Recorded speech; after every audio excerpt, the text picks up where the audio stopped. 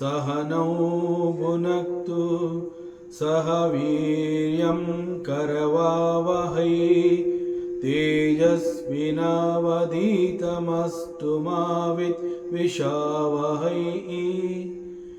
ಓಂ ಶಾಂತಿ ಶಾಂತಿ ಶಾಂತಿ. ಶ್ರೀಕೃಷ್ಣ ಸರ್ವೂ ನಿನ್ನ ಸೇವೆಯಾಗಲಿ ಸ್ವಾಮಿ.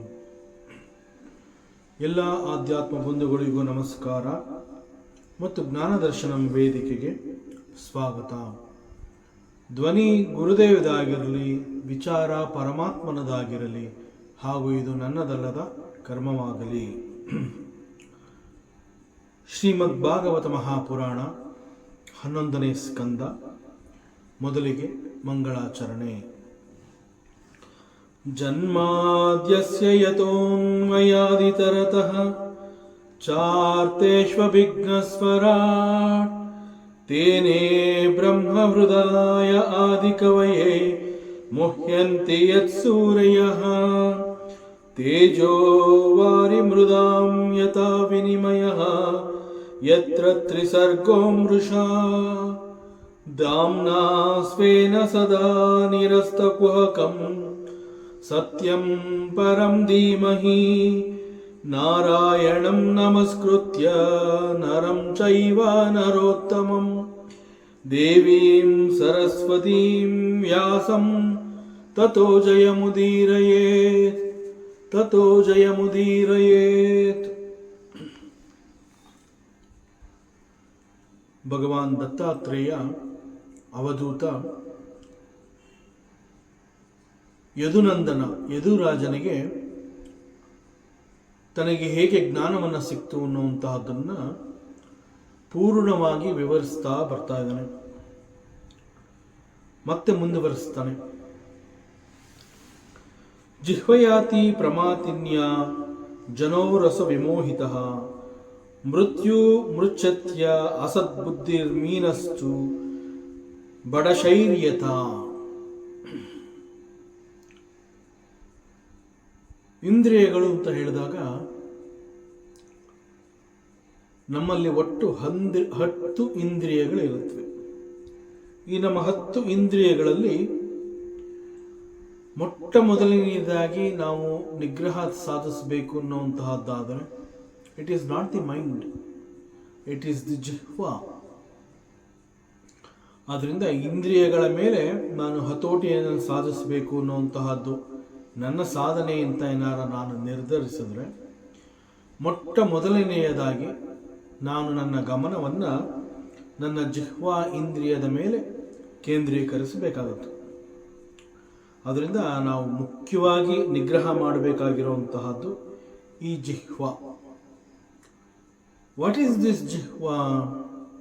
It is a boneless piece of muscle. ನಾಲಿಗೆ ಅಂತ ಹೇಳ್ತೀವಿ. ಈ ನಾಲಿಗೆ ಎನ್ನುವಂತಹದ್ದು ಇರೋದು ಕೇವಲ 3 ಇಂಚು ಉದ್ದ. 3 ಇಂಚು ಉದ್ದದ ಈ ಒಂದು ನಾಲಿಗೆ ಎನ್ನುವಂತಹದ್ದು ನಮ್ಮಿಂದ ಅನೇಕ ಕರ್ಮಗಳನ್ನು ಅದು ಮಾಡಿಸುತ್ತೆ. ನಾವು ಈ ಜಿಹ್ವಾ ಇಂದ್ರಿಯಕ್ಕೆ ಮನಸೋತು ಅದರ ಕೈಗೊಂಬೆ ಆಗುವಾದರೆ ನಮಗೆ ಬಿಡುಗಡೆ ಎನ್ನುವಂತಹದ್ದೇ ಇಲ್ಲ. ಈ ಜಿಹ್ವಾ ಇಂದ್ರಿಯ ಅನ್ನುವಂತಹದ್ದು ನಮ್ಮ ಮೇಲೆ ಅಷ್ಟೊಂದು ದೊಡ್ಡ ಪ್ರಭುತ್ವವನ್ನು ಸಾಧಿಸುತ್ತೆ. ಅದರಿಂದ ಈ 3 ಇಂಚಿನ ನಾಲಿಗೆ ಎನ್ನುವಂತಹದ್ದನ್ನ ತೃಪ್ತಿಪಡಿಸಬೇಕು ಅನ್ನುವಂತಹದ್ದಾದರೆ ನಿಜವಾಗ್ಲೂ ಅಂತಹ ಒಂದು ನಿರ್ಧಾರವನ್ನು ನಾವು ಮಾಡಿದ್ರೆ that itself is a very very big ಸಾಧನ ಇನ್ ಅವರ್ ಲೈಫ್. ಜಿಹ್ವಾ ಚಾಪಲ್ಯ ಅಂತ ಕೂಡ ಹೇಳ್ತಾರೆ. ಈ ಜಿಹ್ವಾ ಇಂದ್ರಿಯದ ಮೇಲೆ ನಮ್ಮ ಗಮನ ಸರಿಯಾದ ದಿಕ್ಕಿನಲ್ಲಿ ಹರಿದೇ ಹೋದರೆ ಅನೇಕ ಜನ್ಮಗಳಿಗೆ ಅದು ಕಾರಣವಾಗುವಂತೆ ನಮ್ಮಿಂದ ಕರ್ಮಗಳನ್ನು ಮಾಡಿಸುತ್ತೆ. ಅಷ್ಟರ ಮಟ್ಟಿಗೆ ಈ ಒಂದು ಇಂದ್ರಿಯ ನಮ್ಮ ಮೇಲೆ ಪ್ರಭುತ್ವವನ್ನು ಸಾರುತ್ತೆ. ಆದ್ದರಿಂದ ಸಾಧನೆ ಅಂತ ಹೇಳಿದಾಗ ಬದುಕಿನಲ್ಲಿ ಮುಖ್ಯವಾದ ಅನೇಕ ಉದ್ದೇಶಗಳಿದೆ ಅಂತ ನಾವೇನಾದ್ರು ಹೇಳಿದ್ರೆ ಆ ಅನೇಕ ಉದ್ದೇಶಗಳಲ್ಲಿ ಈ ಜಿಹ್ವಾ ಅನ್ನುವ ಇಂದ್ರಿಯವನ್ನ ನಾನು ನಿಗ್ರಹ ಮಾಡಬೇಕು ಅನ್ನುವಂತಹದ್ದು ಕೂಡ ಟಾಪ್ ಮೋಸ್ಟ್ ಉದ್ದೇಶ ಆಗಿರಬೇಕು. ನಾವು ಅನೇಕಗಳನ್ನು ಗೆಲ್ಲಬಹುದು, ಯಾರಿಗೂ ಕೂಡ ನಾವು ಸೋಲ್ದೇ ಇರಬಹುದು. ಆದರೆ when it comes to the tongue, ನಾಲಿಗೆ ಎನ್ನುವಂತಹ ಒಂದು ವಿಚಾರ ಬಂದಾಗ ಆಟೋಮ್ಯಾಟಿಕಲಿ ನಾವು ಸ್ತಬ್ಧರಾಗಿ ಹೋಗ್ತೀವಿ. ದಟ್ ಮೀನ್ಸ್ ನಾವೇನು ಮಾಡೋಕ್ಕಾಗದೇ ಇರುವಂತಹ ಪರಿಸ್ಥಿತಿಯನ್ನು ನಾವು ತಲುಪಿರ್ತೀವಿ.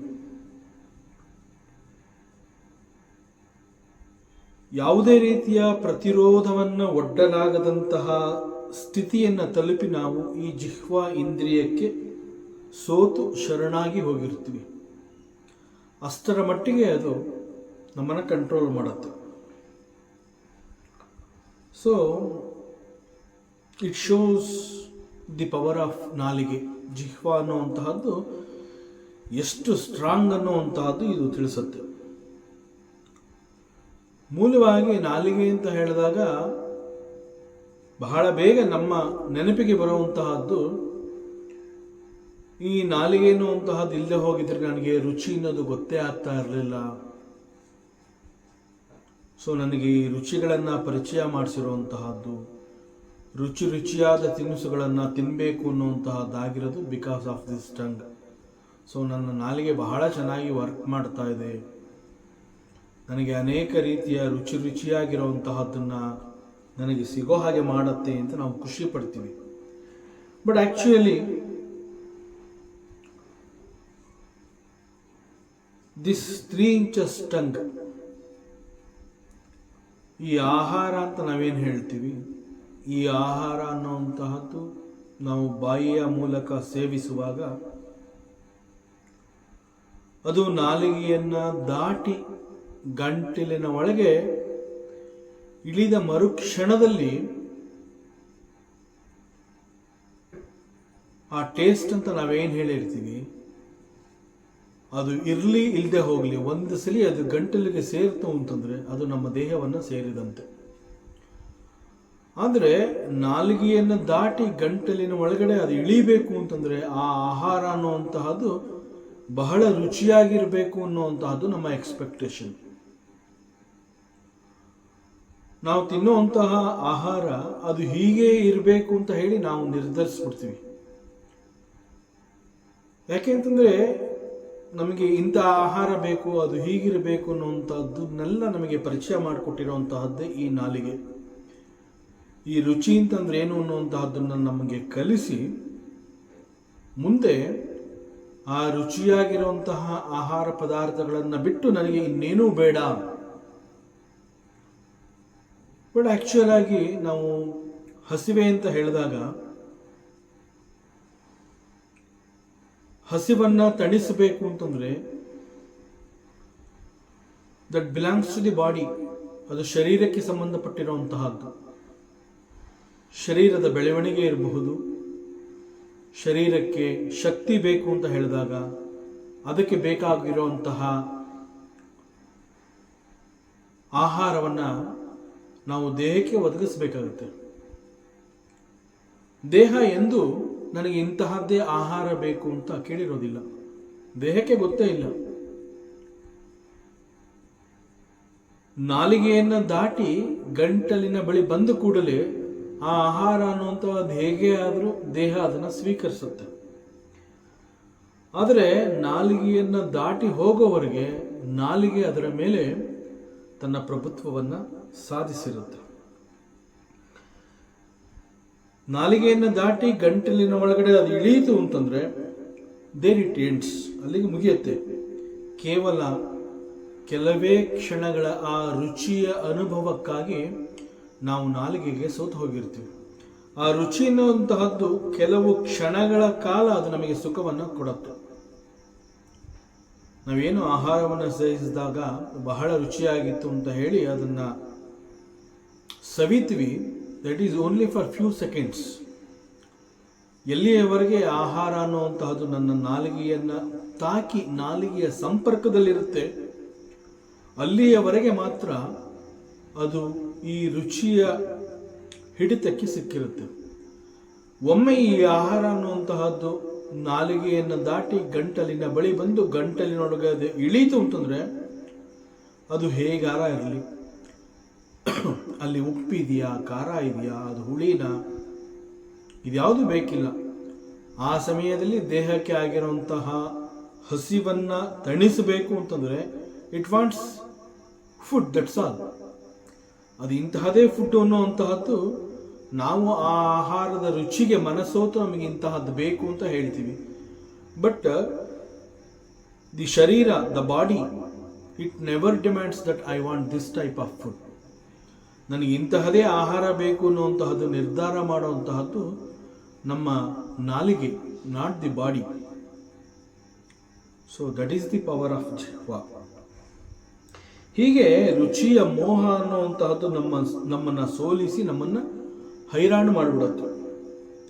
ಯಾಕೆಂತಂದರೆ ಕೇವಲ ಹಸಿವು ಅನ್ನುವಂತಹದ್ದಾದರೆ ಈ ಹಸಿವನ್ನು ಹಿಂಗಿಸಬೇಕು, ಹಸಿವಿಗೆ ಬೇಕಾಗಿರುವಂತಹ ಆಹಾರವನ್ನು ದೇಹಕ್ಕೆ ಕೊಡಬೇಕು ಅಂತಂದರೆ ಆ ದೇಹ ಯಾವುದೇ ರೀತಿಯ ಆಹಾರವನ್ನು ಬೇಕಾದರೂ ಅದು ಸ್ವೀಕರಿಸುತ್ತೆ. It will not demand. But it is the tongue which demands the taste and decides, I want only this type of food and I don't want that food. ಹೀಗೆ ಬೇಕು ಬೇಡಗಳನ್ನು, ಆ ರುಚಿಯ ಮೋಹ ಅನ್ನುವಂತಹದ್ದು ಈ ನಾಲಿಗೆಗೆ ಸೋತಿರೋ ನಾವು ಇಂತಹದೇ ಆಹಾರವನ್ನು ಬೇಕು ಅಂತ ಹೇಳಿ ಡಿಮ್ಯಾಂಡ್ ಮಾಡುವಂತಹ ಸ್ಥಿತಿಗೆ ನಾವು ಬಂದಿರ್ತೀವಿ. ಯಾಕೆಂತಂದರೆ ಉಪ್ಪು, ಹುಳಿ, ಖಾರ, ರುಚಿ ಇವೆಲ್ಲ ಮನಸ್ಸಿನ ಮೂಲೆಯಲ್ಲಿ ಎಲ್ಲೋ ಒಂದು ಕಡೆ ಯಾವುದೋ ಒಂದು ಸಂದರ್ಭದಲ್ಲಿ ಅದು ರಿಜಿಸ್ಟರ್ ಆಗಿ ನಮ್ಮಲ್ಲಿ ಕೂತ್ಬಿಟ್ಟಿರುತ್ತೆ. ಇನ್ಫ್ಯಾಕ್ಟ್ ನಾವೇನು ಹಂಗರ್ ಅಂತ ಹೇಳ್ತೀವಿ ಅಂದರೆ ಹಸಿವು ಅಂತ ಏನು ಹೇಳ್ತೀವಿ, ಆ ಹಸಿವುಗೂ ಮತ್ತು ರುಚಿಗೂ ಸಂಬಂಧನೇ ಇಲ್ಲ. ಯಾಕೆಂದರೆ ರುಚಿಯನ್ನು ಸವಿಯುವಂತಹದ್ದು not the body, it is the tongue. ಆದರೆ ಹಸಿವೆ ಎನ್ನುವಂತಹದ್ದು ಆಗಿರೋದು ದೇಹಕ್ಕೆ, not for the tongue, but the tongue demands the tasty food. So ಇಲ್ಲಿ ಹಸಿವು ಅಂತಂದಾಗ ಅದನ್ನು ತೃಪ್ತಿಪಡಿಸಬೇಕು ಅಂತಂದರೆ it is only through the food.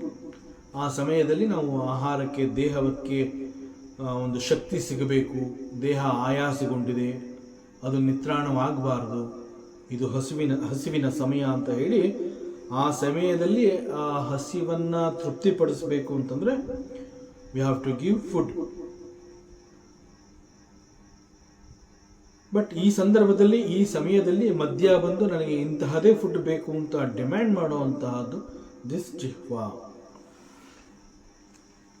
ಅನೇಕ ಸಂದರ್ಭದಲ್ಲಿ ನಾವುಗಳು ಕೆಲವೊಂದು ಪ್ರಾಕ್ಟೀಸ್ ಮಾಡ್ಕೊಂಡ್ಬಿಟ್ಟಿರ್ತೀವಿ. ಹೇಗೆ ಅಂತಂದರೆ, ಉದಾಹರಣೆಗೆ ಎಸ್ಪೆಷಲಿ ನಮ್ಮ ಸೌತ್ ಇಂಡಿಯಾದಲ್ಲಿ ನಾವುಗಳೆಲ್ಲ ಏನು ಮಾಡ್ತೀವಿ, ಊಟ ಅಂತ ಹೇಳಿದಾಗ ಆ ಊಟದ ಕೊನೆಯಲ್ಲಿ ಮೊಸರನ್ನ ಮತ್ತು ಉಪ್ಪಿನಕಾಯಿ ಅನ್ನುವಂತಹದ್ದು ಇರಲೇಬೇಕು. ಇಲ್ಲ ಅಂತಂದ್ರೆ ಊಟ ಕಂಪ್ಲೀಟೇ ಆಗೋದಿಲ್ಲ. ಯಾಕೆಂದರೆ ಆ ರೀತಿಯಲ್ಲಿ ನಾವು ರುಚಿಗೆ ಮತ್ತು ಊಟ ಹೀಗೆ ಇರಬೇಕು ಅನ್ನುವಂತಹದನ್ನು ಡಿಸೈಡ್ ಮಾಡಿ ಆ ರೀತಿಯಲ್ಲಿ ನಾವು ಬೆಳೆದು ಬಂದಿರ್ತೀವಿ. ಈ ಸಂದರ್ಭದಲ್ಲಿ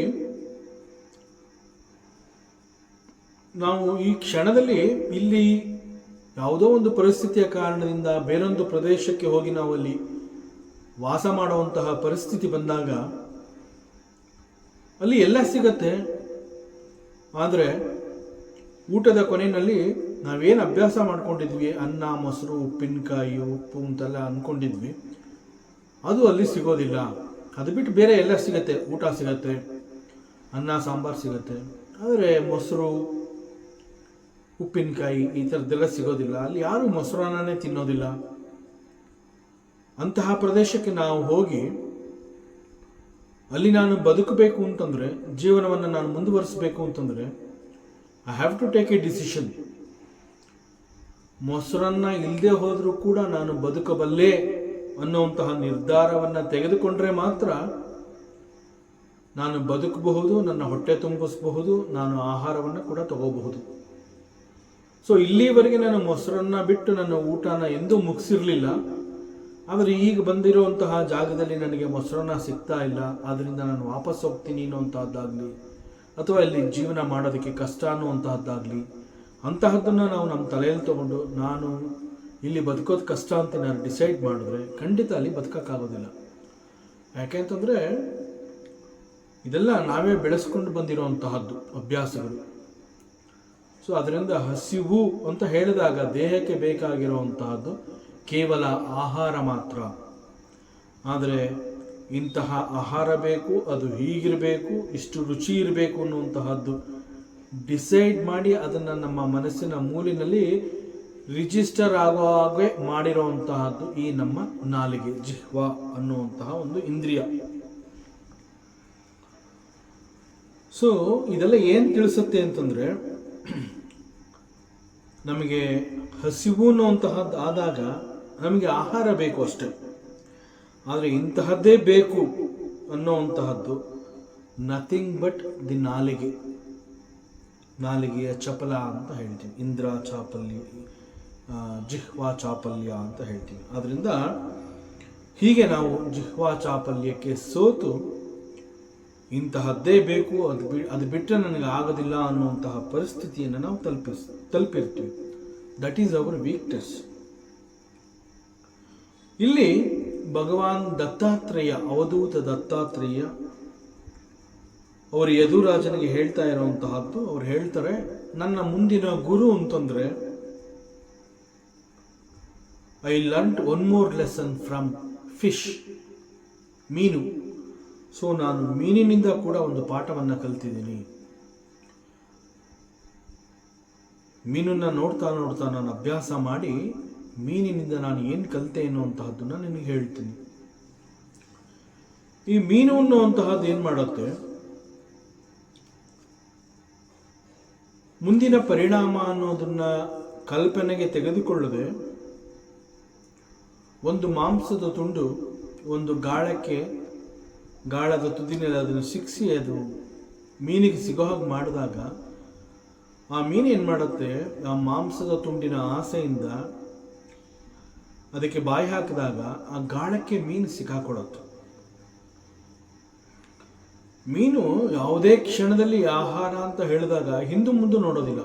ಈ ಮೀನಿನ ಬಗ್ಗೆ ಸ್ಟಡಿ ಮಾಡಿರೋರು ಹೇಳ್ತಾರೆ, ಮೀನು ಸದಾ ಏನಾದರೂ ಒಂದು ತಿಂತಾನೆ ಇರಬೇಕು ಅಂತ ಹೇಳ್ತಾರೆ. ಸೊ ಮೀನು ಅನ್ನುವಂತಹದ್ದು ಹೆಚ್ಚು ಆಹಾರವನ್ನು ಸೇವಿಸುತ್ತೆ ಅಂತ ಹೇಳ್ತಾರೆ. ಸೊ ಈ ಮಾಂಸದ ರುಚಿ ಅನ್ನುವಂತಹದ್ದು ಮೀನಿನ ಆ ಒಂದು ರುಚಿಯ ಸೆಳೆತಕ್ಕೆ ಅದು ಹೇಗೆ ಸೋತಿರುತ್ತೆ ಅಂತಂದರೆ, ಇಲ್ಲಿ ನನಗೆ ಸಿಕ್ಕಿರುವಂತಹ ಆಹಾರ ಅದೇನಾದರೂ ನನ್ನನ್ನು ಬಂಧಿಸುತ್ತಾ, ಅಲ್ಲೇನಾದರೂ ಒಂದು ಗಾಳಕ್ಕೆ ಈ ಮಾಂಸದ ತುಂಡೇನಾದ್ರು ಸಿಕ್ಕಿಸಿದರ, ಹೀಗೆ ಅದೇನು ಹಿಂದೆ ಮುಂದೆ ನೋಡೋದಿಲ್ಲ. ಮೀನಿನ ಕಣ್ಣಿಗೆ ಆ ಮಾಂಸದ ತುಂಡು ಕಂಡ ತಕ್ಷಣ ಅದು ಹಿಂದೆ ಮುಂದೆ ನೋಡದೆ ಆ ಗಾಳಕ್ಕೆ ಬಾಯಿ ಹಾಕಿ ಆ ಮಾಂಸದ ತುಂಡನ್ನು ತಗೊಂಡು ತಿನ್ನುವಂತಹ ಸಮಯದಲ್ಲಿ ಅದು ತನ್ನ ಪ್ರಾಣವನ್ನೇ ಕಳ್ಕೊಳ್ಳುವಂತಹ ಸಂದರ್ಭ ಹೆಚ್ಚಾಗಿ ಮೀನುಗಳಿಗೆ ಸಂಭವಿಸುತ್ತೆ. ಸೊ ಈ ಮೀನು ತನ್ನ ಪ್ರಾಣವನ್ನು ಹೇಗೆ ಕಳ್ಕೊಳ್ಳುತ್ತೆ ಅಂತಂದರೆ, it is only because of the ಜಿಹ್ವಾ ಚಾಪಲ್ಯ. ಈ ರೀತಿಯಲ್ಲಿ ಮನುಷ್ಯ ಕೂಡ ಈ ಜಿಹ್ವಾ ಚಾಪಲ್ಯ ಅನ್ನುವಂತಹದ್ದಕ್ಕೆ ಸಿಲುಕಿದಾಗ ನಾಲಿಗೆ ಅನ್ನುವ ಆ ಇಂದ್ರಿಯದ ತಾಕತ್ತು, ಶಕ್ತಿ ಅದು ಎಷ್ಟಿದೆ ಅನ್ನುವಂತಹದ್ದನ್ನು ಅವನು ಸರಿಯಾಗಿ ತಿಳ್ಕೊಳ್ಳದೆ ಹೋದರೆ ತನ್ನ ದೇಹದ ಪರಿಸ್ಥಿತಿಗೆ ಇಂತಹ ಒಂದು ಆಹಾರ ಬೇಕೋ ಬೇಡವೋ, ಇಟ್ ಈಸ್ ಓನ್ಲಿ ದೇಹಕ್ಕೆ ಆ ಆಹಾರ ಆಗೋದಿಲ್ಲ ಅಂತ ಗೊತ್ತಾದರೂ ಕೂಡ ಇಟ್ ಈಸ್ ಓನ್ಲಿ ದ ನಾಲಿಗೆ ವಿಚ್ ಈಸ್ ಡಿಮ್ಯಾಂಡಿಂಗ್. ಆ ನಾಲಿಗೆ ಅನ್ನುವ ಆ ಒಂದು ಇಂದ್ರಿಯಕ್ಕೆ ಸೋತಂತಹ ಮನುಷ್ಯ ತನ್ನ ದೇಹಕ್ಕೆ ಆಗದೇ ಇರುವಂತಹ ಆಹಾರವನ್ನು ಕೂಡ ಪರಿಗಣಿಸದೆ ಅದನ್ನು ಸೇವಿಸಿ ಕೊನೆಗೆ ಕ್ರಮೇಣ ನಾಶಕ್ಕೆ ಗುರಿಯಾಗ್ತಾನೆ. ಸೊ ಈ ಒಂದು ರುಚಿಯ ಕಾರಣದಿಂದಲೇ ಅವನ ಅಂತ್ಯ ಅನ್ನುವಂತಹದ್ದು ಕೂಡ ಪ್ರಾಪ್ತವಾಗುತ್ತೆ. ಅದರಿಂದ ಒಬ್ಬ ವಿವೇಕಿಯಾದ ಪುರುಷ ಅಂತ ಹೇಳಿದ್ರೆ ಅವನು ಇಂದ್ರಿಯಗಳ ಮೇಲೆ ಹತೋಟಿಯನ್ನು ಸಾಧಿಸಿ ಅವನು ವಿಜಯವನ್ನು ಸಾಧಿಸಿರ್ತಾನೆ. ರಸನೇಂದ್ರಿಯದ ಮೇಲೆ ಪ್ರಭುತ್ವವನ್ನು ಸಾಧಿಸಿದಂತಹ ಒಬ್ಬ ವಿವೇಕಿಗೆ ಹಸಿವು ಅಂತ ಹೇಳಿದಾಗ ಕೇವಲ ಆಹಾರವನ್ನು ಮಾತ್ರ ಸ್ವೀಕರಿಸ್ತಾನೆ. ತನಗೆ ಇಂತಹದೇ ಆಹಾರ ಬೇಕು ಅಂತ ಅವನು ಎಂದೂ ಕೂಡ ಹಿ ವಿಲ್ ನಾಟ್ ಡಿಮ್ಯಾಂಡ್. ನಮ್ಮ ಗುರುಕುಲ ಪದ್ಧತಿ ಅಥವಾ ಬಹಳ ಹಿಂದಿನ ಕಾಲದಲ್ಲಿ ಸಂಚಾರದಲ್ಲಿ ಇರ್ತಾ ಇದ್ದಂತಹ ಒಬ್ಬ ಸನ್ಯಾಸಿ ಅಥವಾ ಒಬ್ಬ ಯೋಗಿ ಸಾಧಕ, ಅವರೆಲ್ಲ ತಮ್ಮ ಶರೀರ ನಿರ್ವಹಣೆ ಅಂತ ಹೇಳಿದಾಗ ಭಿಕ್ಷಾಟನೆ, ಭಿಕ್ಷೆಯನ್ನು ಬೇಡಿ ಆಹಾರವನ್ನು ಸಂಪಾದನೆ ಮಾಡಿ ಅವರು ಸೇವಿಸ್ತಾ ಇದ್ರು. ಸೊ ಅವರು ಆಹಾರವನ್ನು ಬೇಡಿ ತಿಂತಾ ಇದ್ರು ಅಂತಂದಾಗ ಅವ್ರು ಯಾವುದೇ ಒಂದು ಮನೆಯ ಮುಂದೆ ಹೋಗಿ ನನಗೆ ಇಂತಹದೇ ಆಹಾರವನ್ನು ಕೊಡಿ ಅಂತ ಕೇಳ್ತಿರ್ಲಿಲ್ಲ. ಆ ಕ್ಷಣದಲ್ಲಿ ಅವರಿಗೆ ಆ ಮನೆಯಲ್ಲಿ ಏನು ಆಹಾರ ಸಿಕ್ಕಿರುತ್ತೆ ಆ ಆಹಾರದಿಂದ ಅವರ ಶರೀರ ನಿರ್ವಹಣೆ ಆಗ್ತಾ ಇತ್ತು. ಸೊ ಅವರಲ್ಲಿ ಹೇಗಾದರೆ ನಾಲಿಗೆ ಎನ್ನುವಂತಹದ್ದು ಇಂದ್ರಿಯ ಇರಲಿಲ್ವಾ ಅಂತಂದರೆ ಇತ್ತು, ಬಟ್ ಅವರು ಅದರ ಮೇಲೆ ಪ್ರಭುತ್ವವನ್ನು ಸಾಧಿಸಿರ್ತಾರೆ. ಆ ರಸನೇಂದ್ರಿಯದ ಮೇಲೆ ಅವರು ನಿಗ್ರಹವನ್ನು ಸಾಧಿಸಿರ್ತಾರೆ. ಹಾಗಾಗಿ ಒಬ್ಬ ಯೋಗಿ ಅಥವಾ ವಿವೇಕಿ ಪುರುಷ ಅಂತ ಹೇಳಿದಾಗ ತನಗೆ ಸಿಕ್ಕ ಆಹಾರವನ್ನು ಸೇವಿಸಿ ತನ್ನ ಹಸಿವನ್ನು ಅವನು ಇಂಗಿಸ್ಕೊತಾನೆ. ಸೊ ಅದರಿಂದ ನಾಲಿಗೆ ಅದರ ಮೇಲೆ ಹತೋಟಿಯನ್ನು ಸಾಧಿಸಿದಾಗ body can accept any food including the ನಾಲಿಗೆ ಆಲ್ಸೋ. ಆದ್ದರಿಂದ ಈ ನಾಲಿಗೆಯ ಮೇಲೆ ಪ್ರಭುತ್ವವನ್ನು ಸಾಧಿಸಬೇಕು ಅನ್ನುವಂತಹದ್ದನ್ನು ನಾನು ಮೀನನ್ನು ನೋಡಿ ಮೀನಿನಿಂದ ನಾನು ಕಲಿತೆ. ಸೊ ಮೀನು ಕೂಡ ನನಗೆ ಗುರುವಾಗಿ ಈ ಒಂದು ಪಾಠವನ್ನು ಕಲಿಸಿತು ಅಂತ ಹೇಳಿ ಭಗವಾನ್ ದತ್ತಾತ್ರೇಯ ಹೇಳ್ತಾರೆ. ಮತ್ತು ಅವ್ರು ಹೇಳ್ತಾರೆ, ತಾವತ್ ಜಿತೇಂದ್ರಿಯೋ ನ ಸ್ಯಾತ್ ವಿಚಿತಾನ್ಯೇಂದ್ರಿಯ ಪುವಾರಾನ್ ನ ಜಯೇತ್ ರಸನಂ ಯಾವಜ್ಜೀತಂ ಸರ್ವಂ ಜಿತೇ ರಸೇ.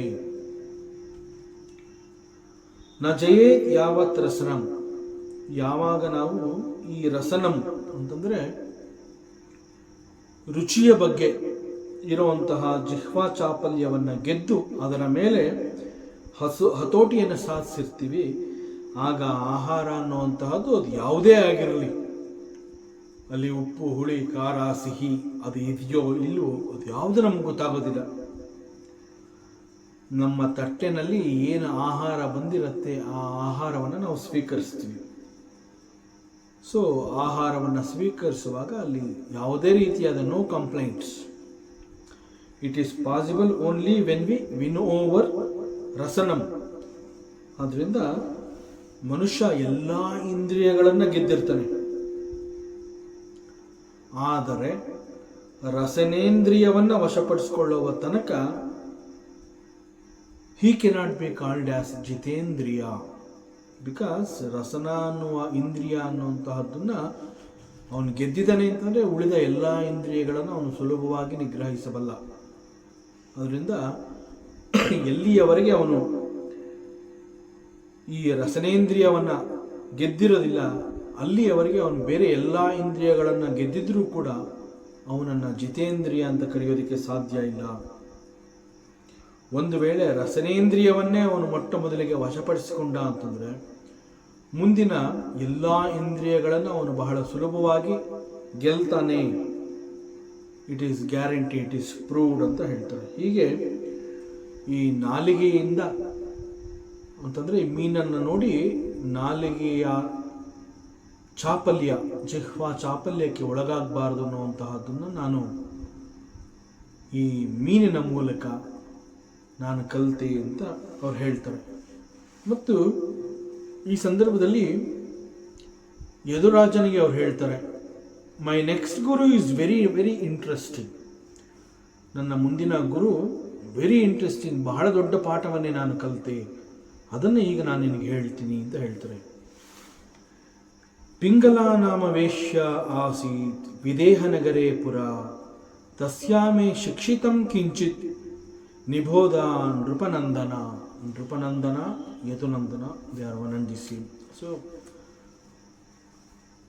ರಾಜ ಯದುನಂದನನಿಗೆ ಅವ್ರು ಹೇಳ್ತಾ ಇದ್ದಾರೆ, ನಾನು ಈ ವೇಶ್ಯಾಸ್ತ್ರೀಯಿಂದ ಬಹಳ ದೊಡ್ಡ ಪಾಠವನ್ನು ಕಲಿತೆ. ಇನ್ಫ್ಯಾಕ್ಟ್ ಅನೇಕ ಪಾಠಗಳನ್ನೇ ನಾನು ಅವಳಿಂದ ಕಲಿತೆ, ಅದನ್ನು ನಾನು ನಿನಗೆ ತಿಳಿಸ್ತೀನಿ. ಆ ವೇಶ್ಯಾಸ್ತ್ರೀಯ ಹೆಸರು ಪಿಂಗಲ. ಪಿಂಗಲ ಅನ್ನುವಂತಹ ಒಬ್ಬಳು ವೇಶ್ಯೆ. ಅವಳು ವಿದೇಹ ನಗರದಲ್ಲಿ ವಾಸ ಮಾಡ್ತಾ ಇದ್ಳು. ವಿದೇಹ ನಗರದ ಮಿಥಿಲೆ ಎನ್ನುವಂತಹ ಜಾಗದಲ್ಲಿ ಅವಳು ವಾಸ ಮಾಡ್ತಾ ಇದ್ಳು. ಅವಳಿಂದ ನಾನು ಬಹಳ ದೊಡ್ಡ ಪಾಠವನ್ನು ಕಲ್ತಿದ್ದೀನಿ, ಅದನ್ನು ನಾನು ನಿನಗೆ ತಿಳಿಸ್ತೀನಿ. ಸ ಸ್ವೈರಿಣ್ಯೋ ಕದಾ ಕಾಂತಂ ಸಂಕೇತ ಉಪನೇಷ್ಯತಿ ಅಭೂತ್ಕಾಲೇ ಬಹಿರ್ದ್ವಾರಿ ಬಿಭ್ರತಿ ರೂಪಮುತ್ತಮಂ. ಈ ಪಿಂಗಲ ಅನ್ನುವಂತಹ ವೇಶ್ಯಾಸ್ತ್ರೀ ಶಿವಾಸ್ ಸ್ವೇಚ್ಛಾಚಾರಿಣಿ. ಸ್ವೇಚ್ಛಾಚಾರಿಣಿ ಅಂತಂದರೆ she was very very independent. ಸ್ವೇಚ್ಛಾಚಾರಿಣಿ ಅಂತಂದರೆ ಅದರ ಅರ್ಥ ತನಗಿಷ್ಟ ಬಂದ ರೀತಿಯಲ್ಲಿ ಜೀವನವನ್ನು ಮಾಡುವಂತಹದ್ದು. ತಾನು ಮಾಡ್ತಾ ಇರುವಂತಹ ಜೀವನದ ಕ್ರಮದಲ್ಲಿ ಯಾವುದೇ ರೀತಿಯ ಮುಜುಗರವನ್ನು ಅನುಭವಿಸದೆ ತನಗಿಷ್ಟ ಬಂದ ರೀತಿಯಲ್ಲಿ ಜೀವನವನ್ನು ಇಷ್ಟಪಟ್ಟು ಅನುಭವಿಸುವಂತಹದ್ದು. ಸೊ ವೆರಿ ಇಂಡಿಪೆಂಡೆಂಟ್ ಅನ್ನೋದಕ್ಕಿಂತ ಬಹಳ ಭಿನ್ನವಾದ ಅರ್ಥವನ್ನು ಇದು ಸ್ವೇಚ್ಛಾಚಾರಿಣಿ, ಸ್ವೇಚ್ಛೆಯಾಗಿ ನಾನು ಜೀವನ ಮಾಡ್ತಾ ಇದ್ದೀನಿ ಅನ್ನುವಂತಹದ್ದು ತಿಳಿಸುತ್ತೆ. ಆ್ಯಂಡ್ ದಿಸ್ ಪಿಂಗಲ ಅನ್ನುವಂತಹ ಈ ವೇಶ್ಯಾಸ್ತ್ರೀ she was very very very beautiful. ಬಹಳ ಸುಂದರವಾಗಿರ್ತಾಳೆ. ಜೊತೆಗೆ ಅವಳು ಜೀವನಕ್ಕಾಗಿ ವೇಶ್ಯಾವೃತ್ತಿಯನ್ನು ಅನುಸರಿಸ್ತಾ ಇದ್ದಿದ್ದರಿಂದ ಹೆಚ್ಚಿನ ಸಮಯ ಅವಳು ವೇಷಭೂಷಣಗಳು, ಅಲಂಕಾರಗಳು ಅವುಗಳನ್ನು ಸದಾ ಆ ದೇಹಕ್ಕೆ ಹೇರ್ಕೋತಾ ಇದ್ದು. ಅಂತಂದರೆ ತಾನು ಆಕರ್ಷಣೀಯವಾಗಿ ಕಾಣಬೇಕು ಅನ್ನುವ ಕಾರಣದಿಂದ ಸದಾಕಾಲ ಅವಳ ವೇಷಭೂಷಣಗಳು ಮತ್ತೊಬ್ಬರನ್ನು ಆಕರ್ಷಿಸುವಂತೆ ಅವಳು ವೇಷಭೂಷಣವನ್ನು ತೊಡ್ತಾ ಇದ್ಳು. ಹೀಗಿರುವಂತಹ ಪಿಂಗಲ ಒಮ್ಮೆ ಏಕದಾ ಕಾಂತಂ ಸಂಕೇತ ಉಪನೇಷ್ಯತಿ ಅಂತಂದರೆ ಎಂದಿನಂತೆ ಒಂದು ದಿನ ರಾತ್ರಿ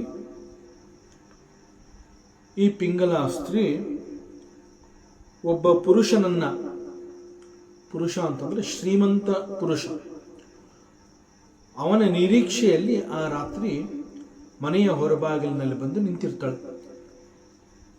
ಈ ಮಾರ್ಗದ ಮೂಲಕ ಬರುವಂತಹ ಒಬ್ಬ ವ್ಯಕ್ತಿ ಬಹುಶಃ ನನ್ನನ್ನೇ ಹುಡುಕೊಂಡು ಬರ್ತಾ ಇದ್ದಾನೆ.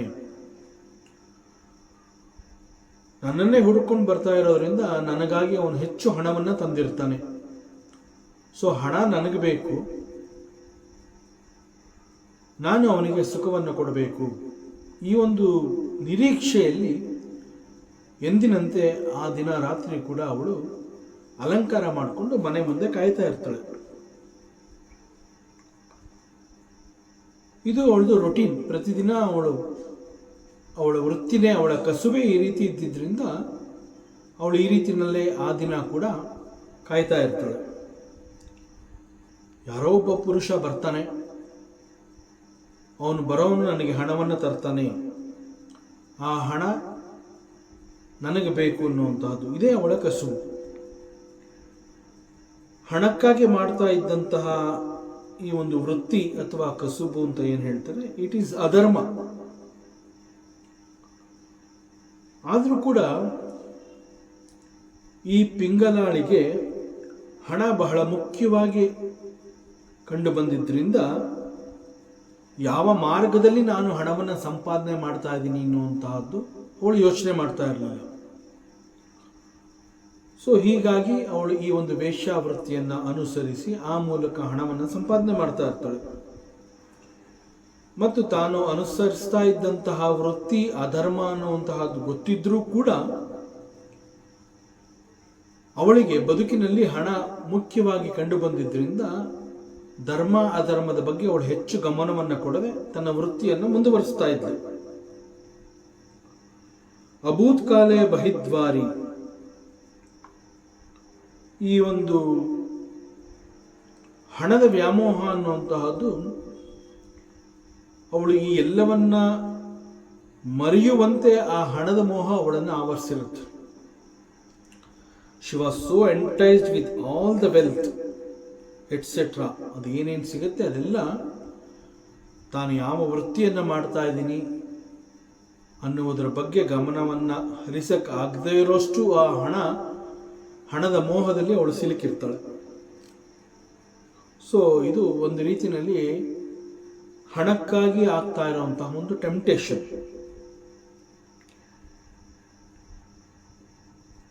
ಮತ್ತು ಈ ಒಂದು ವೃತ್ತಿಯಿಂದ ನನಗೆ ಹೆಚ್ಚು ಹಣ ಸಿಗತ್ತೆ ಎನ್ನುವಂತಹ ನಂಬಿಕೆ ಕೂಡ ಅವಳು ಈ ವೃತ್ತಿಯನ್ನು ಅನುಸರಿಸೋದಕ್ಕೆ ಕಾರಣವಾಗಿರುತ್ತೆ. ಸೊ ಇದಕ್ಕೆಲ್ಲ ಈ ಒಂದು ವ್ಯಾಮೋಹ, ಹಣದ ವ್ಯಾಮೋಹನೇ ಮುಖ್ಯ ಕಾರಣವಾಗಿರುತ್ತೆ. So expecting a huge good money, ನನಗೆ ಇವತ್ತು ಸಿಗಬೇಕು ಅಂತ ಹೇಳಿ ಎಂದಿನಂತೆ ಆ ದಿನ ರಾತ್ರಿ ಕೂಡ ಅವಳು ಹೆಚ್ಚು ಅಲಂಕಾರವನ್ನು ಮಾಡಿಕೊಂಡು ಮನೆಯ ಮುಂದೆ ಕಾಯ್ತಾ ಇರ್ತಾಳೆ. ಯಾರೋ ಒಬ್ಬ ಈಗ ಬರ್ತಾನೆ ಆಗ ಬರ್ತಾನೆ ಅಂತ ಇಡೀ ರಾತ್ರಿ ಒಬ್ಬ ಶ್ರೀಮಂತ ಪುರುಷ ಈ ಮಾರ್ಗದಲ್ಲಿ ಹೋಗುವವನು ನನ್ನನ್ನು ನೋಡಿ ನನ್ನ ರೂಪಕ್ಕೆ ಮನಸೋತು ನನ್ನ ಆಕರ್ಷಣೆಯಿಂದ ನನ್ನ ಬಳಿ ಅವನು ಬರ್ತಾನೆ ಅನ್ನುವ ನಂಬಿಕೆಯಿಂದ ಅವಳು ಕಾಯ್ತಾ ಇರ್ತಾಳೆ. ಮಾರ್ಗ ಆಗಚ್ಚತೋ ವೀಕ್ಷ ಪುರುಷಾನ್ ಪುರುಷರ್ಷಭ, ಅವಳು ಈ ರೀತಿ ಕಾಯ್ತಾ ಇರ್ತಾಳೆ. ಕಾಯ್ತಾ ಇದ್ದಾಗ ಆ ಮಾರ್ಗದಲ್ಲಿ ಓಡಾಡುವಂತಹ ಯಾವುದೇ ಪುರುಷ ಆ ಮಾರ್ಗದಲ್ಲಿ ಅವನು ಬಂದ ಅಂತಂದ್ರೆ ಇವನು ಬರ್ತಾ ಇರೋವನು ನನಗೋಸ್ಕರನೇ ಬರ್ತಾ ಇದ್ದಾನೆ ಮತ್ತು ಅವನು ಹೆಚ್ಚು ಹಣವನ್ನು ತಂದಿರ್ತಾನೆ, ಅವನೊಬ್ಬ ಶ್ರೀಮಂತ,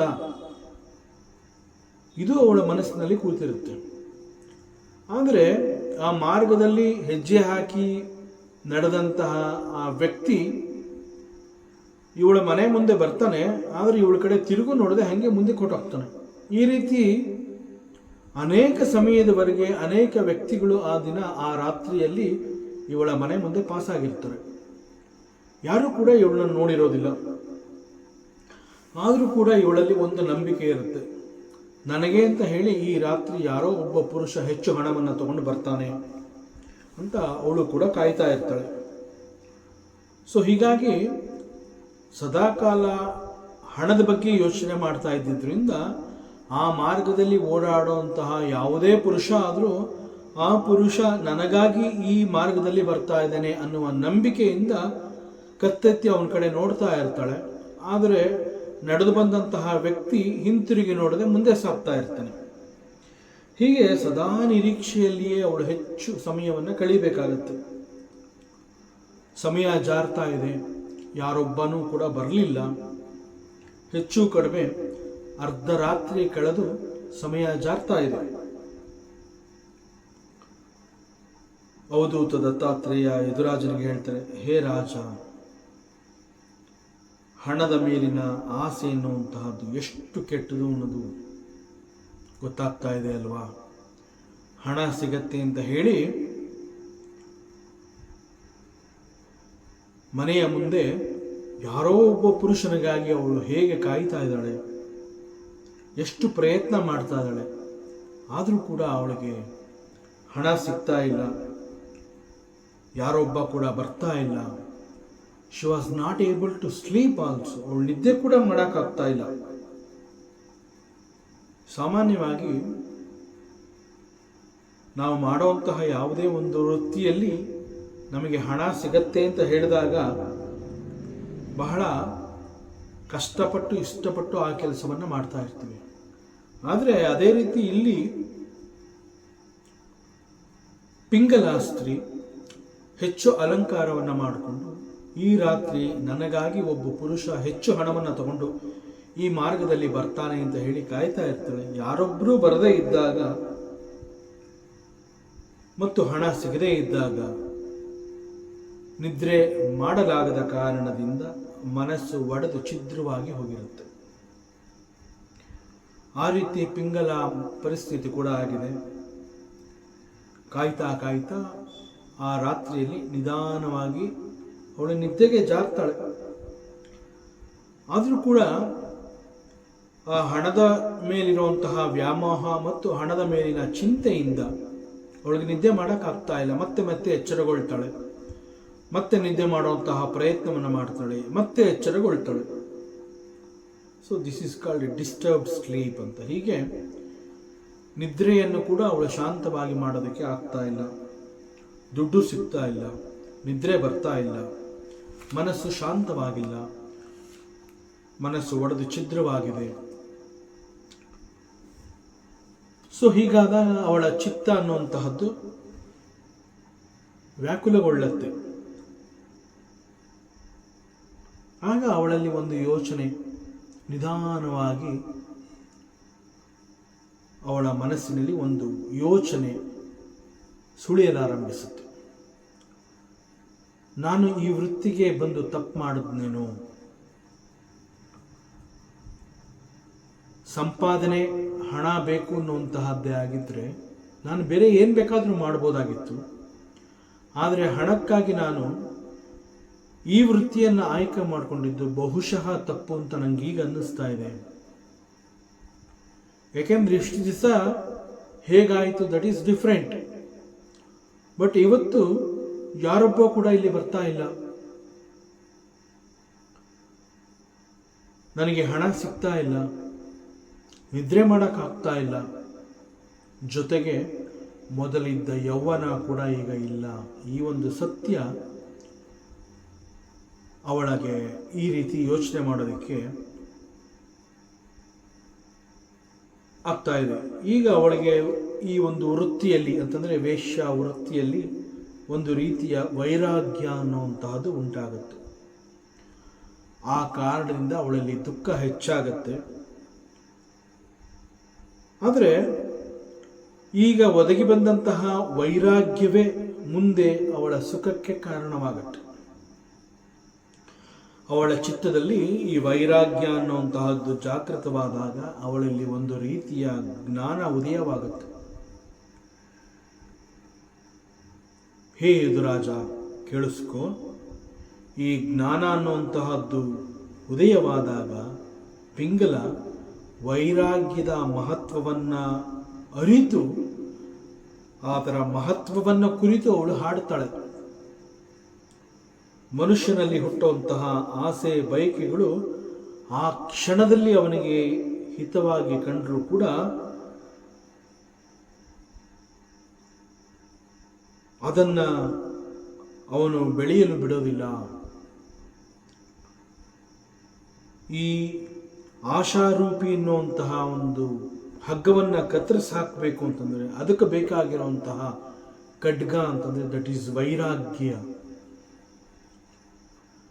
ಅದರಿಂದ ಇಷ್ಟು ದಿವಸ ನಾನೇನು ಹಣವನ್ನು ಸಂಪಾದನೆ ಮಾಡದೆ ಈ ಮಾರ್ಗದಲ್ಲಿ, ಅವಾಗ ನಾನು ಅಧರ್ಮದ ಬಗ್ಗೆ ಯೋಚನೆ ಮಾಡಲೇ ಇಲ್ಲ. ಪ್ರಯತ್ನಪೂರ್ವಕವಾಗಿ ನಾನು ಅಲಂಕಾರ ಮಾಡಿಕೊಂಡು ಈ ರಾತ್ರಿ ನಾನು ಕಾಯ್ತಾ ಇದ್ದಾಗ ಈ ಮಾರ್ಗದಲ್ಲಿ ಯಾರೊಬ್ಬ ಪುರುಷ ಕೂಡ ಈ ಕಡೆ ಬರಲೇ ಇಲ್ಲ. ನನಗೆ ಹಣ ಸಿಗಲಿಲ್ಲ ಮತ್ತು ನಾನು ನಿದ್ರೆ ಮಾಡೋಕ್ಕೂ ಆಗಲಿಲ್ಲ.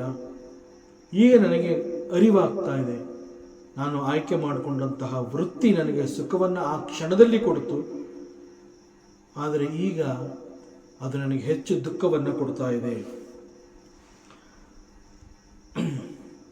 ಸೊ ಹೀಗೆ ಇದೆಲ್ಲ ಅವಳ ಮನಸ್ಸಿನಲ್ಲಿ ನುಸುಳಿ ವೈರಾಗ್ಯ ಅನ್ನುವ ಖಡ್ಗ, ಈ ಅರ್ಥ ಬರುವಂತಹ ಒಂದು ವೈರಾಗ್ಯದ ಮಹತ್ವವನ್ನು ಕುರಿತು ಅವಳು ಹಾಡನ್ನು ಹಾಡ್ತಾ ಇರ್ತಾಳೆ.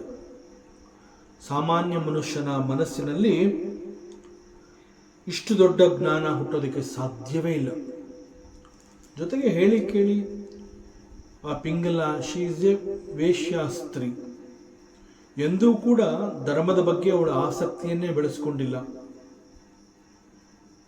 ಇಲ್ಲಿಯವರೆಗಿನ ಬದುಕಿನಲ್ಲಿ ಅವಳು ಕೇವಲ ಹಣಕ್ಕಾಗಿ ತಾನು ಅನುಸರಿಸುತ್ತಿದ್ದಂತಹ ಮಾರ್ಗ ಅದು ಹೇಗಿದೆ ಅಂತ ಹಿಂತಿರುಗಿ ಕೂಡ ನೋಡಿರಲಿಲ್ಲ. ಅಂತಹವಳಲ್ಲಿ ಈ ಒಂದು ಜ್ಞಾನ ಒಮ್ಮೆಲೆ ಬರಬೇಕು ಅಂತಂದರೆ ಬಹಳ ಕಷ್ಟ. ಸಾಮಾನ್ಯ ಮನುಷ್ಯನಿಗೆ ಇಂತಹ ಜ್ಞಾನ ಅನ್ನುವಂಥದ್ದು ಹುಟ್ಟೋದೇ ಇಲ್ಲ. ಆದರೆ ವೈರಾಗ್ಯದ ಭಾವನೆ ಅವಳಲ್ಲಿ ಉಂಟಾದ ಕಾರಣದಿಂದ, ಹಾಗೂ it is only because of the divine grace of the lord now she is able to understand the truth. ಈ ಕಾರಣದಿಂದ ಅವಳು ವೈರಾಗ್ಯವನ್ನ ಹರಿತವಾದ ಖಡ್ಗ ಅಂತ ಹೇಳಿ ಆ ಅರ್ಥ ಬರುವ ರೀತಿಯಲ್ಲಿ ಹಾಡ್ತಾ ಇದ್ದಾಳೆ. ವೈರಾಗ್ಯವನ್ನ ಒಪ್ಪಿಕೊಂಡು ಅಪ್ಪಿಕೊಳ್ಳುವವರೆಗೆ ಒಬ್ಬ ಮನುಷ್ಯ ಶರೀರಾದಿ ಬಂಧನದಿಂದ ಬಿಡಿಸ್ಕೊಳ್ಳೋದಕ್ಕೆ ಸಾಧ್ಯ ಇಲ್ಲ. ಇಂತಹ ಅರ್ಥಗರ್ಭಿತ ಹಾಡನ್ನ ಪಿಂಗಲ ಸ್ತ್ರೀ ಹಾಡ್ತಾ ಇದ್ದಾಳೆ. ಮತ್ತು ಪಿಂಗಲ ಹೇಳ್ತಾಳೆ, ಪಿಂಗಲ ಉವಾಚ ಅಹೋ ಮೇ ಮೋಹ ವಿತತಿಂ ಪಶ್ಯತ ವಿಜಿತಾತ್ಮನಃ ಯಾ ಕಾಂತಾದಸತಃ ಕಾಮಂ ಕಾಮಿಯೇ ಮೇನ ಬಾರಿಷ. ಇಡೀ ರಾತ್ರಿ ಯಾರೋ ಒಬ್ಬ ಪುರುಷ ಬರ್ತಾನೆ, ಬರಬಹುದು, ಬಂದು ಅವನು ನನಗೆ ಹಣವನ್ನು ಕೊಡುತ್ತಾನೆ, ಹಣವನ್ನು ಕೊಡಬಹುದು. ಈ ರೀತಿಯ ಆಸೆಯಾಗಿಯೇ ಅವಳಲ್ಲಿ ಉಳಿದು ಹೋಗುತ್ತೆ. ನಿದ್ರೆ ಬರ್ತಾ ಇದೆ, ಬಟ್ ನಿದ್ರೆ ಮಾಡಕ್ ಆಗ್ತಾ ಇಲ್ಲ. She was not able to sleep. So ಮತ್ತಷ್ಟು ಯೋಚನೆ ಮಾಡೋದಕ್ಕೆ ಪ್ರಾರಂಭ ಮಾಡ್ತಾಳೆ. ಒಂದು ರೀತಿಯ ಆಲೋಚನೆ ಅವಳಿಗೆ ಉಂಟಾಗುತ್ತೆ. ಅದನ್ನೇ ಕುರಿತು ಅವಳು ಹೆಚ್ಚು ಚಿಂತನೆಯನ್ನು ಮಾಡೋದಕ್ಕೆ ಪ್ರಾರಂಭ ಮಾಡ್ತಾಳೆ. ಅವಳಲ್ಲಿ ಪಶ್ಚಾತ್ತಾಪ ಅನ್ನುವಂತಹದ್ದು ಉಕ್ಕಿ ಬರುತ್ತೆ. ಅವಳು ಹೇಳ್ತಾಳೆ, ಅಯ್ಯೋ, ನಾನೆಷ್ಟು ದುರ್ಬಲಳಾಗಿ ಬೆಳೆದೆ. ಯಾವ ರೀತಿ ಬೇಕಾದರೂ ನನಗೆ ಬೆಳೆಯೋದಕ್ಕೆ ಅವಕಾಶ ಇತ್ತು. ಸಂಪಾದನೆ ಅಂತ ಹೇಳಿದಾಗ ನಾನು ಯಾವ ರೀತಿಯಲ್ಲಿ ಬೇಕಾದರೂ ಹಣವನ್ನು ಸಂಪಾದನೆ ಮಾಡಬಹುದಾಗಿತ್ತು. ಆದರೆ ನಾನು ಇಂದ್ರಿಯಗಳಿಗೆ ಸೋತು ಇಂದ್ರಿಯಗಳ ಗುಲಾಮಳಾಗಿ ಬೆಳೆದೆ. ಈ ಇಂದ್ರಿಯ ಸುಖ ಅನ್ನುವಂತಹದ್ದು ನನಗೆ ಹೆಚ್ಚು ಸುಖವನ್ನು ಕೊಡುತ್ತೆ ಅಂತ ಅಂದ್ಕೊಂಡಿದ್ದೆ, ಆದರೆ ಅದು ನನಗೆ ಹೆಚ್ಚು ದುಃಖವನ್ನು ಕೊಡ್ತಾ ಇದೆ. ಮೋಹದ ಕಾರಣದಿಂದ ನಾನು ಮೂರ್ಖಳಾಗಿ ಹೋದೆ.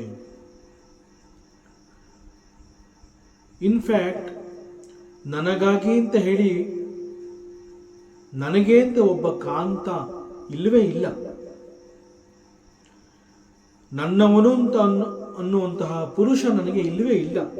ಆದರೂ ಕೂಡ ಕಾಂತನಲ್ಲದ ಬೇರೆ ಬೇರೆ ಅನೇಕ ಪರಪುರುಷರಿಗೆ ನಾನು ಸುಖವನ್ನ, ಹಣಕ್ಕಾಗಿ ದೇಹ ಸುಖವನ್ನ ಕೊಡೋ ಹಾಗೆ ಆಯಿತು. ಹಣ ನನಗೆ ಮುಖ್ಯವಾಗಿ ಕಂಡುಬಂದು ಇಂತಹ ಕೆಲಸವನ್ನೆಲ್ಲ ಮಾಡಿಸ್ತು. ಉಳಿದ ಎಲ್ಲವನ್ನ ಬದಿಗಿಟ್ಟು ಕೇವಲ ಹಣದ ಮೇಲಿನ ವ್ಯಾಮೋಹದಿಂದ ಈ ಒಂದು ನೀಚ ವೃತ್ತಿಗೆ ನಾನು ಬರಬೇಕಾಯಿತು. ನಿಜವಾದ ಗುಣ ಮತ್ತು ಮೌಲ್ಯವನ್ನು ನಾನು ಮರ್ತು ಹೋದೆ. ನನ್ನ ನಿಜವಾದ ಕಾಂತ ಅಂತಂದ್ರೆ ಪರಮಾತ್ಮ, ಭಗವಂತ. ಹೀ ಈಸ್ ಮೈ ರಿಯಲ್ ಪುರುಷ. ಆದರೆ ಭಗವಂತನನ್ನ ಮರೆತು ಯಾರ್ಯಾರೋ ಹಣವಂತನನ್ನ ನಾನು ಪುರುಷ ಅಂತ ನಂಬೋ ಹಾಗಾಯಿತು. ಇವತ್ತೊಬ್ಬ ಹಣ ಕೊಡ್ತಾನೆ, ಅವನು ನನಗೆ ಪುರುಷನಾಗ್ತಾನೆ. ನಾಳೆ ಮತ್ತೊಬ್ಬ ಬಂದು ಹಣ ಕೊಡ್ತಾನೆ, ಅವನು ನನಗೆ ಪುರುಷನಾಗ್ತಾನೆ. ಆದರೆ ನಿಜವಾದ ನನ್ನ ಪುರುಷ ಅಂತಂದ್ರೆ ಭಗವಂತ, ನಿಜವಾದ ನನ್ನ ಕಾಂತ ಅಂತಂದ್ರೆ ಭಗವಂತ. ನಾನು ಅವನನ್ನು ಮರೆತು ಹೋದೆ. ಆ ಭಗವಂತ ಅನ್ನುವಂತಹವನು ಸದಾ ನನ್ನ ಜೊತೆನಲ್ಲೇ ಇದ್ರೂ ಕೂಡ ನಾನು ಅವನನ್ನು ನೋಡಲೇ ಇಲ್ಲ. ಅವನು ಪರಮಾನಂದ ಸ್ವರೂಪಿ, ಸುಖಪ್ರದಾತ, and he is the real Lakshmipati. ಆದರೆ ಅಂತಹವನನ್ನು ನಾನು ಮರೆತೆ. ನನಗೆ ಬೇಕಾಗಿರುವಂತಹ ಎಲ್ಲವನ್ನ ಕೊಡೋ ಶಕ್ತಿ ಆ ಭಗವಂತನಿಗೆ ಇತ್ತು. ಅಂದರೆ ಯಾವ ರೀತಿಯ ಶಕ್ತಿಯೂ ಇಲ್ಲದೆ ಇರುವಂತಹ ಸಾಮಾನ್ಯ ಮನುಷ್ಯನನ್ನ ನಾನು ಹಣಕ್ಕಾಗಿ ನಾನು ಪೀಡಿಸಿದೆ. ನನಗೆ ಬೇಕಾದಂತಹ ಎಲ್ಲ ಸುಖವನ್ನ ಕೊಡಬಲ್ಲವನಾದ ಭಗವಂತನನ್ನ ನಾನು ಯಾವತ್ತೂ ಕೂಡ ನನಗಿಂತಹದ್ದು ಬೇಕು ಅಂತ ಕೇಳ್ಕೊಳ್ಳೇ ಇಲ್ಲ. ಶ್ರೀಪತಿಯನ್ನ ನಾನು ಕೇಳಲಿಲ್ಲ. ಬೇರೆ ಯಾರ್ಯಾರೋ ಪುರುಷರನ್ನ ನನ್ನ ಪತಿ ಅಂತ ಹೇಳಿ ಅವರಲ್ಲಿ ಕೈ ಚಾಚಿ ನಾನು ಹಣವನ್ನು ಬೇಡೋ ಹಾಗಾಯಿತು. ಸಾಮಾನ್ಯ ಮನುಷ್ಯರ ಬಳಿ ಹಣಕ್ಕಾಗಿ ಅವರ ಸಂಘ ಕಾಮನೆಯನ್ನು ನಾನು ಮಾಡೋ ಹಾಗಾಯಿತು. ನನಗೆ ಹಣ ಕೊಡ್ತಾ ಇದ್ದಂತಹ ಜನಗಳು ನಿಜವಾಗಲೂ ಅಸಮರ್ಥರು. ಅವರಲ್ಲಿ ಯಾವುದೇ ರೀತಿಯ ಶಕ್ತಿ ಇಲ್ಲ, ಸಾಮರ್ಥ್ಯ ಇಲ್ಲ. ಆದರೂ ಕೂಡ ನನಗೆ ಬೇಕಾದ ಹಣವನ್ನು ಅವರು ಕೊಡ್ತಾರೆ ಅಂತ ಹೇಳಿ ಅವರ ಬಳಿ ಕೈ ಚಾಚಿ ನಾನು ಹಣವನ್ನು ಅವರಿಂದ ಪಡ್ಕೋತಾ ಇದ್ದೆ. ಆದರೆ ಅವರೆಲ್ಲ ನನಗೆ ಕೇವಲ ಹಣವನ್ನು ಮಾತ್ರ ಕೊಡಲಿಲ್ಲ, ಹಣದ ಜೊತೆಗೆ ದುಃಖ, ಭಯ, ಆದಿ, ವ್ಯಾಧಿ, ಶೋಕ, ಮೋಹ ಇವೆಲ್ಲವನ್ನ ಕೊಡ್ತಾ ಇರುವಂತಹ ಜನಗಳನ್ನೇ ನಾನು ಹೆಚ್ಚು ನಂಬಿದೆ. ಸಮಾಜ ತಿರಸ್ಕರಿಸುವಂತಹ, ಸಮಾಜ ಅವಹೇಳನ ಮಾಡುವಂತಹ ವೇಶ್ಯ ವೃತ್ತಿಯನ್ನು ನಾನು ಆಯ್ಕೆ ಮಾಡಿಕೊಂಡೆ. ಹಣಕ್ಕಾಗಿ ನಾನು ನನ್ನ ದೇಹವನ್ನು ಒಂದು ವಸ್ತುವಿನಂತೆ ಮಾರಾಟ ಮಾಡಿದೆ. ನನ್ನ ದೇಹವನ್ನು ಅಪೇಕ್ಷೆ ಪಟ್ಟವರು ಯಾರೂ ಕೂಡ ಗುಣವಂತರಲ್ಲ. ಅವರೆಲ್ಲ ಲಂಪಟರು, ಲೋಭಿಗಳು, ನಿಂದನೀಯರು, ದುರಾಸೆ ಉಳ್ಳಂತಹ ಮನುಷ್ಯರು. ಇಂತಹ ಜೀವನವನ್ನು ಆಯ್ಕೆ ಮಾಡಿಕೊಂಡ ನನಗೆ ಧಿಕ್ಕಾರವಿರಲಿ. This is the statement made by ಪಿಂಗಲ.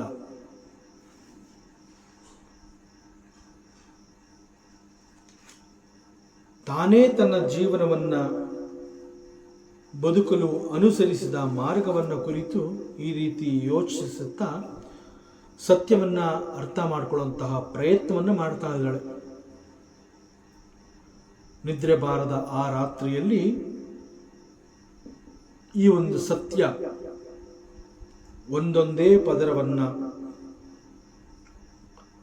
ಅದು ಇವಳಿಗೆ ಅನಾವರಣ ಮಾಡ್ತಾ ಇದೆ. ಅಂಡ್ ಅವಳು ಹೇಳ್ತಾಳೆ, ಎಷ್ಟು ಚೆನ್ನಾಗಿ ಸತ್ಯವನ್ನು ನೋಡುವಂತಹ ಪ್ರಯತ್ನವನ್ನು ಅವಳು ಪಟ್ಲು ಅಂತಂದ್ರೆ ಅವಳು ಹೇಳ್ತಾಳೆ, ಒಂದು ಮನೆ ಎನ್ನುವಂತಹದ್ದು ಗಟ್ಟಿಯಾಗಿ ನಿಲ್ಲಬೇಕು ಅಂತಂದ್ರೆ ಆ ಮನೆ ನಿರ್ಮಾಣವಾಗುವಂತಹ ಸಮಯದಲ್ಲಿ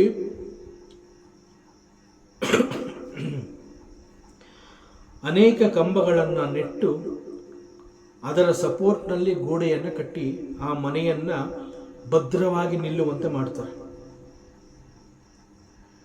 ಈ ಶರೀರ ಕೂಡ ನಿರ್ಮಾಣವಾಗುವಂತಹ ಸಂದರ್ಭದಲ್ಲಿ ಶರೀರದ ಸದೃಢತೆಗಾಗಿ ಬೆನ್ನುಹುರಿ, ಎಲುಬುಗಳಿಂದ, ಚರ್ಮಗಳಿಂದ, ನಖ, ಚರ್ಮ, ರೋಮ, ಮಾಂಸ ಇವೆಲ್ಲವನ್ನ ಸೇರಿಸಿಕೊಂಡು ಆ ದೇಹ ಬೆಳೆಯುತ್ತೆ.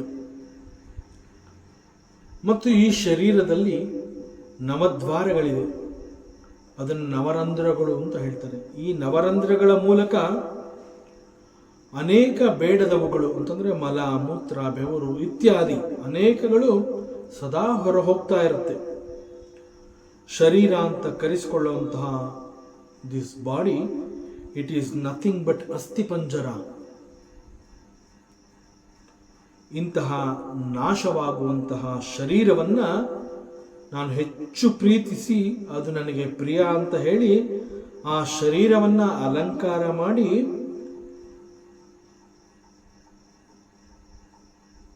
ಅಲಂಕೃತಗೊಂಡಂತಹ ಈ ಶರೀರವನ್ನು ಒಂದು ವಸ್ತುವನ್ನ ಮಾರಾಟ ಮಾಡುವಂತೆ ಮಾರಾಟ ಮಾಡಿ ನಾನು ಹಣವನ್ನು ಸಂಪಾದನೆ ಮಾಡ್ತಾ ಇದ್ದೆ. ಎಂತಹ ಮೂರ್ಖ ಸ್ತ್ರೀ ನಾನು! ಇಡೀ ವಿದೇಹಿ ನಗರದಲ್ಲಿ ನಾನು ದೊಡ್ಡ ಮೂರ್ಖಳಾಗಿ ಬೆಳೆದೆ. ಪರಮಾತ್ಮನನ್ನ ಬಿಟ್ಟು ಬೇರೆ ಬೇರೆ ಪುರುಷರ ಅಭಿಲಾಷೆಯನ್ನು ನಾನು ಈಡೇರಿಸ್ತಾ ಇದ್ದೆ. ಇನ್ಫ್ಯಾಕ್ಟ್ ಭಗವಂತ ನನ್ನ ಬಳಿನಲ್ಲೇ ಇದ್ದ. ಅವನಿಗೆ ನಾನು ಏನು ಕೇಳಲೇ ಇಲ್ಲ, ನಿನಗೇನು ಬೇಕು, ನಾನು ಏನು ಸೇವೆ ಮಾಡಲಿ ಅಂತ.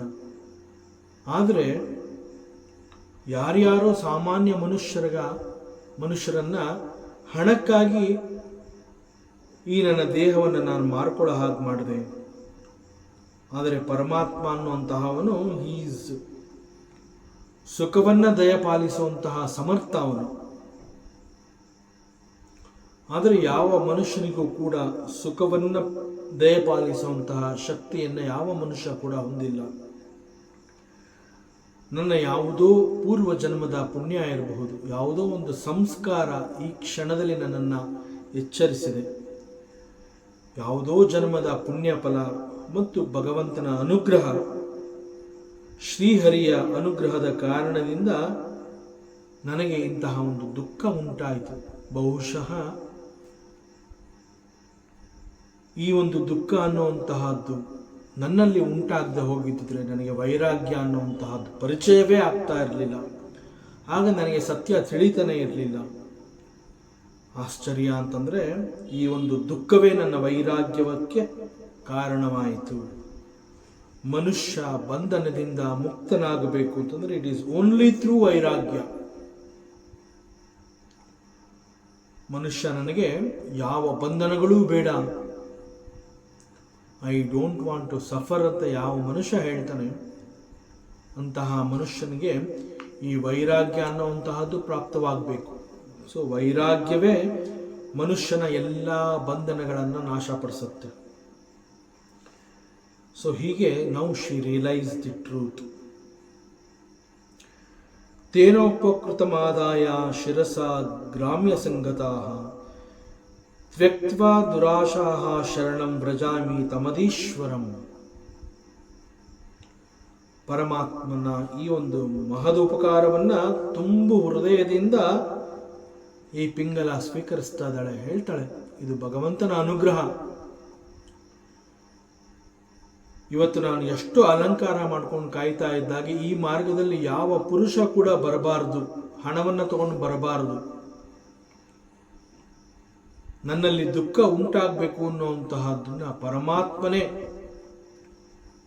ನನಗೆ ದಯಪಾಲಿಸಿದ್ದು. ಆದ್ರಿಂದ ಈ ಭಗವಂತನ ಈ ಒಂದು ಉಪಕಾರವನ್ನು ನಾನು ಎಂದೂ ಮರೆಯೋದಿಲ್ಲ. ತುಂಬ ಹೃದಯದಿಂದ ಇದನ್ನು ನಾನು ಸ್ವೀಕರಿಸ್ತೀನಿ.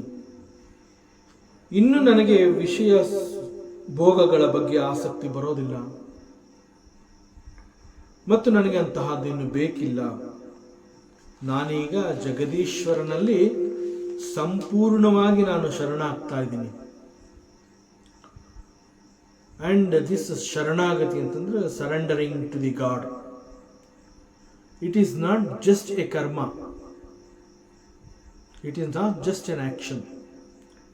To surrender it requires the highest knowledge. ಭಗವಂತನಲ್ಲಿ ನಾನು ಶರಣಾಗಬೇಕು ಅಂತಂದರೆ ನನ್ನಲ್ಲಿ ಹೆಚ್ಚು ಜ್ಞಾನ ಇರಬೇಕು. Only a jnani can surrender unto the lord, not everybody. ಆದ್ದರಿಂದ ಭಗವಂತನಲ್ಲಿ ನಾನು ಶರಣಾಗಬೇಕು ಅಂತಂದರೆ ನನಗೆ ಅತಿ ಹೆಚ್ಚು ಜ್ಞಾನ ಅನ್ನುವಂತಹದ್ದು ಬೇಕಾಗುತ್ತೆ. ಮತ್ತು ಇಂತಹ ಜ್ಞಾನ ಹೇಗೆ ಉದಯವಾಗತ್ತೆ ಅಂತಂದರೆ ದಿಸ್ ಜ್ಞಾನ ಈಸ್ ಬಾರ್ನ್ ಔಟ್ ಆಫ್ ವೈರಾಗ್ಯ. ಇಂತಹ ಜ್ಞಾನ ಸಿದ್ಧಿಯಾಗಬೇಕು ಅಂತಂದರೆ it is because of the ವೈರಾಗ್ಯ. ಅಂತಹ ವೈರಾಗ್ಯ ನನ್ನಲ್ಲಿ ಉಂಟಾಗುವುದಕ್ಕೆ ಬೇಕಾಗುವಂತಹ ದುಃಖವನ್ನು ಒದಗಿಸಿ ಭಗವಂತ ನನಗೆ ಬಹಳ ದೊಡ್ಡ ಉಪಕಾರವನ್ನು ಮಾಡಿದ್ದಾನೆ. ಏಕೆಂದರೆ ದಿಸ್ ವೈರಾಗ್ಯ ಅನ್ನುವಂತಹದ್ದು ಆ ಕ್ಷಣದಲ್ಲಿ ಆಗುವಂತಹ ಅನುಭವ ಅಲ್ಲ. It is A matured experience. ಇಷ್ಟು ದೊಡ್ಡ ಅನುಭವ ಭಗವಂತನ ಅನುಗ್ರಹ ಇಲ್ಲದೆ ಹೋದರೆ ಸಿಗೋದಿಲ್ಲ. ಆ್ಯಂಡ್ ದಿಸ್ ಅನುಭವ ಇಟ್ ಪ್ರಿಪೇರ್ಸ್ ಅಸ್.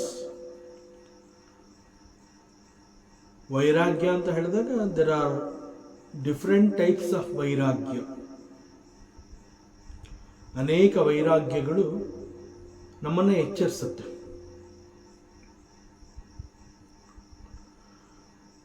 ವೈರಾಗ್ಯದ ಕಾರಣದಿಂದ ಜ್ಞಾನ ಉದಯವಾಗತ್ತೆ ಅಂತ ಹೇಳಿದಾಗ, ವೈರಾಗ್ಯ ಅಂತ ಹೇಳಿದಾಗ ಕೂಡ ಮನುಷ್ಯನಿಗೆ ಈ ವೈರಾಗ್ಯ ಅನೇಕ ಸಂದರ್ಭಗಳಲ್ಲಿ ತನ್ನನ್ನು ತಾನು ತೋರ್ಪಡಿಸ್ಕೊಳ್ಳುತ್ತೆ.